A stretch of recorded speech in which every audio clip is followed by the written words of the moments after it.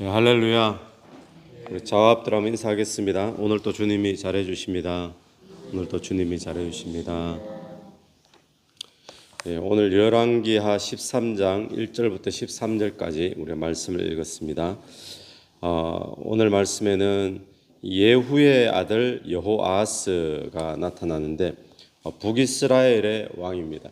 예후는 이 아합 집안을 멸했던 그런 사람인데, 그가 왕이 되고 난 다음에 그의 아들 여호아하스가 사마리아에서 이스라엘 왕이 되어 17년간 다스리며, 그리고는 2절을 한번 보십시오.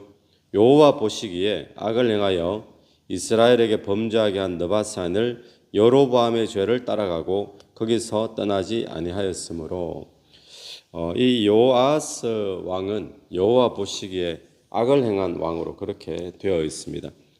그런데 3절에 보니까 여호와께서 이스라엘에게 노하사 늘 아람 왕 하사엘의 손과 그의 아들 베나닷의 손에 넘기셨더니, 하나님께서 지금 이스라엘 백성들을 이 적국 이웃 국가인 아람 나라 손에 넘기니까 계속 거기에 공격을 당하고 침략당하고 힘이 빠지게 됩니다.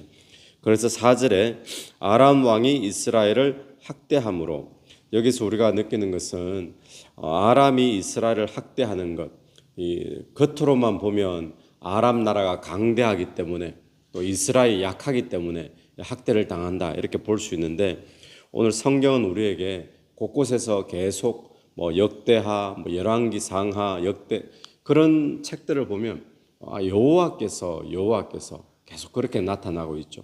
여호와께서 하나님의 백성들임에도 불구하고 이스라엘 백성들이 학대 당하도록 손에 넘겨주셨다라고 이야기합니다.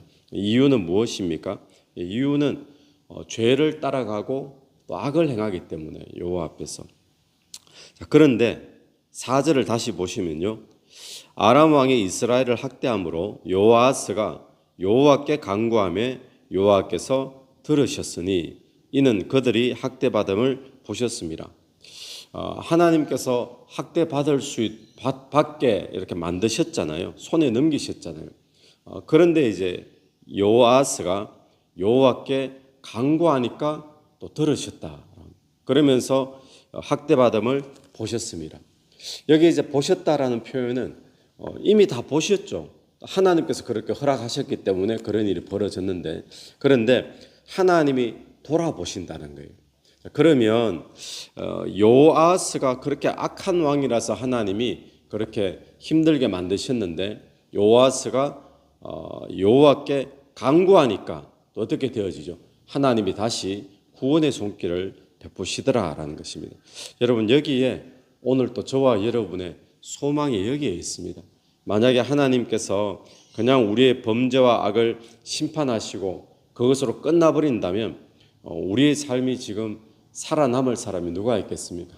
그런데 우리가 연약하고 유혹에도 쉽게 넘어가고 또 하나님을 쉽게 배반하고 그런 삶을 살고 있음에도 불구하고 우리가 주님께 돌아가기만 하면, 또 주님 앞에 간구하기만 하면 여호와께서 들으시는 그런 여호와 하나님이신 줄로 믿습니다. 또 우리도 늘 예수를 믿는다고 하면서도 완벽하게 믿는 사람이 과연 누가 있습니까? 늘 범죄하고 또 배반하고 또 상황 따라서 달라지고, 그래서 우리가 겪는 어려움이나 고난들도 아마 많이 있겠죠. 그런데 우리가 고난이 있을 때, 핍박이 있을 때, 그럴 때 하나님께로 돌아가면, 여호와께 부르짖으면 주께서 돌보시는 그런 하나님이신 줄로 믿습니다. 그래서 여기서 알 수 있는 것은 뭡니까? 하나님이 왜 이 여호아하스에게 이 아람 나라 손에 넘기셔가지고 학대당하게 만드셨는가, 왜 그렇게 하셨는가 우리가 볼 수 있는데, 이 자기 백성을 향한 하나님의 심판, 자기 백성을 향한 하나님의 진노하심, 이런 것들은 결국 뭐 하려고 그렇게 하셨다는 거예요? 여호와께 돌아오라고, 하나님께 돌아오라고 그렇게 만드셨다는 겁니다. 그러면 오늘도 우리의 삶이 똑같습니다. 우리 눈에 보기에는 상황이 이래 됐으니까 내가 힘든 게 당연한 거지, 또 내가 지금 실력이 없으니까 이렇게 지금 뭐 사람들한테 뭐 이렇게 치이는 것이 당연한 거지. 이 문제가 생기는 것이 그렇지. 그렇지만 눈에 보이지 않는 하나님이 허락하지 않으시면 우리에게 어떤 일들도 일어나지 않잖아요. 근데 때로는 그것이 나의 범죄함이나 나의 악이나 이런 것 때문일 수도 있습니다.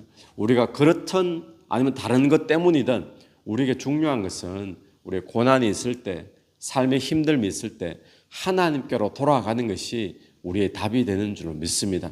하나님께서는 하나님께 가까이 나오라고, 또 때로는 하나님 앞에 회개하고 돌아오라고 우리에게 그런 권한을 주시는데, 우리가 그럴 때마다 여호와께 부르짖으면 여호와께서 들으셨으니, 들으시는 하나님 앞에 나가는 저와 여러분 되기를 간절히 축원합니다. 5절 말씀을 한번 보십시오.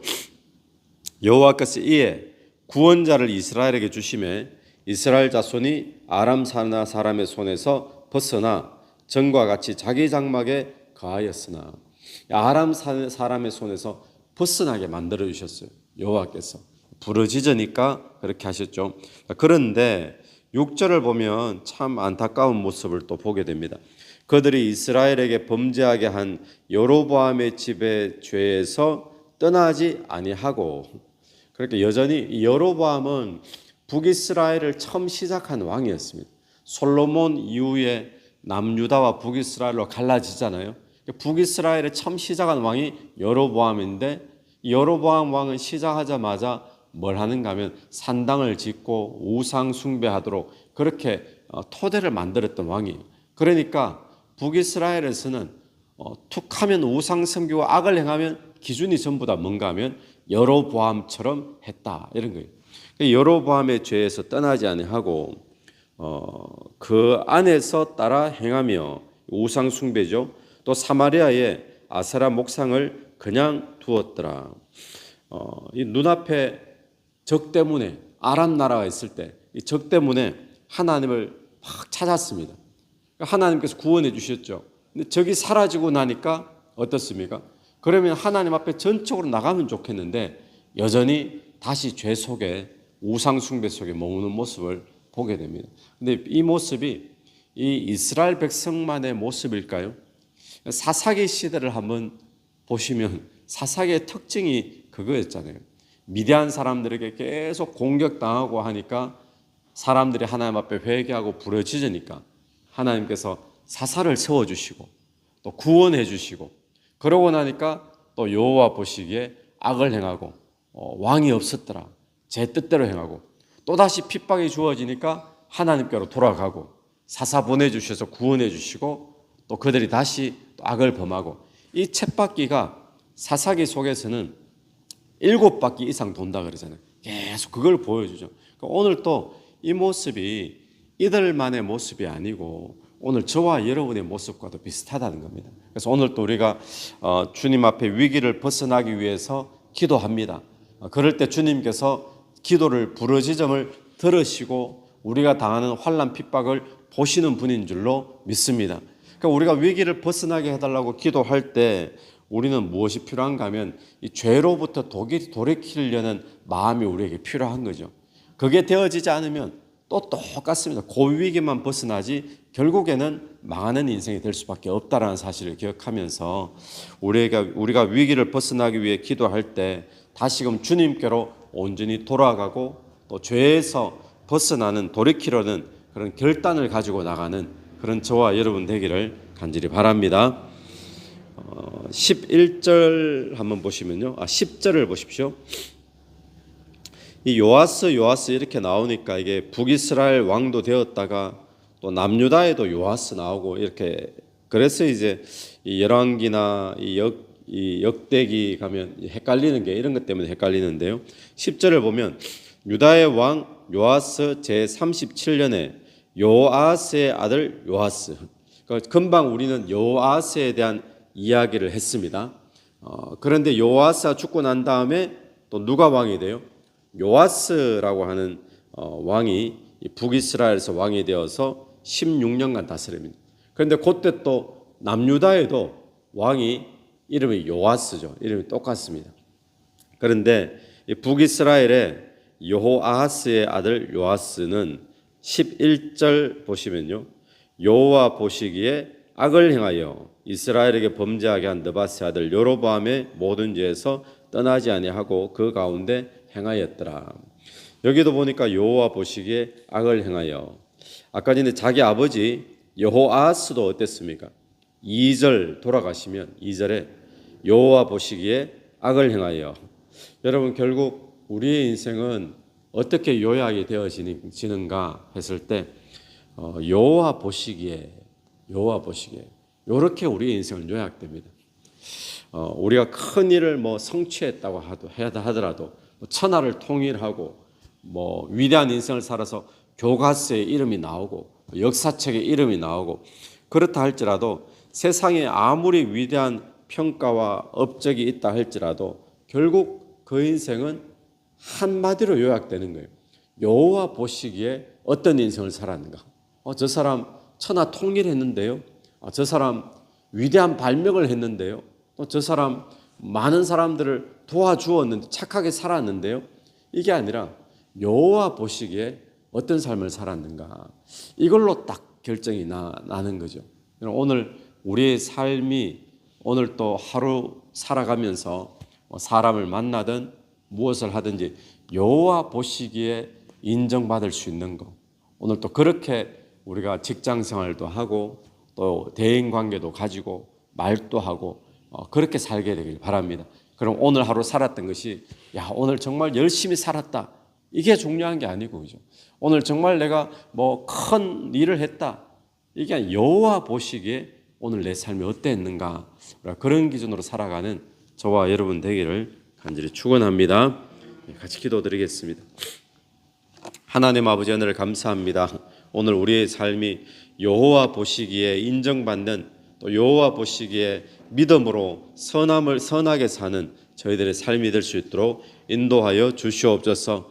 하나님, 우리가 범죄하고 또 하나님의 진노와 또 징계와 심판 아래 있다 할지라도 하나님께 부르짖으면, 하나님께로 돌아가면 하나님께서 다시금 구원을 베풀어 주시는 것을 이 시간도 믿습니다. 오늘 또 우리가 모든 어려움 가운데 또 심판과 우리의 고난 가운데 하나님께로 돌아가는 저희들의 삶이 될 수 있도록 인도해 주시옵소서. 이 새벽에도 기도하며 나갈 때 기도 속에 성령께서 역사해 주시기를 간절히 원하오며 예수님 이름으로 기도드립니다. 아멘. 오늘도 예수 이름으로 승리하시는 하루 되길 바랍니다.